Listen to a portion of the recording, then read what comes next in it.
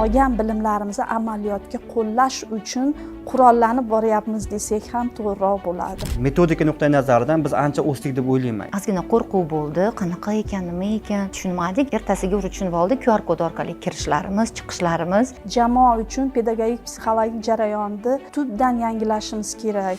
Darsning markazida ustoz, ya'ni pedagog turgan bo'lsa, endi bugungi kunda zamonaviy pedagogikada darsning markazida o'quvchilar turibdi. Bizga avvalambor ro'yxat berdi, tanlash huquqini berdi. Bu juda ham menga yoqdi. Majburiy shuni qilasan deyilmadi. Abdulla Avloniy nomidagi institutga men birinchi marta malaka oshirishga keldim. Bu yerda juda ko'p o'zimiz uchun kerakli bo'lgan yangiliklarni, zamonaviy bilimlarga ega bo'lyapmiz.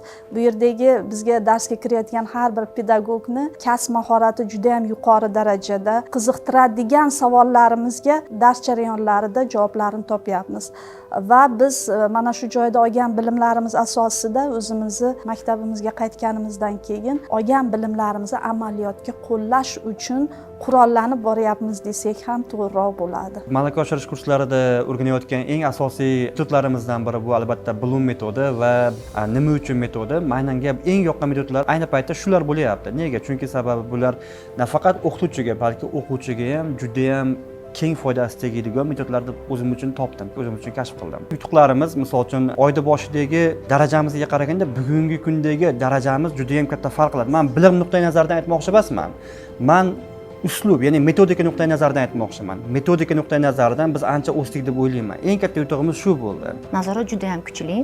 Boshida bekitmayman, ozgina qo'rquv bo'ldi, qanaqa ekan, nima ekan tushunmadik, lekin juda ham ertasiga tushunib oldik, QR kod orqali kirishlarimiz, chiqishlarimiz juda ham bu menimcha guruhimiz, butun guruhimiz hayratga soldi, lekin bu narsa juda ham yaxshi. Chunki bu kurslar bizga juda ham kerak. Taqdimotim asosan maktabda pedagogik psixologik jarayonlarni yaxshilash bo'yicha mavzu olganman. Bu mavzu hozirgi kundagi eng dolzarb mavzulardan biri deb o'ylayman.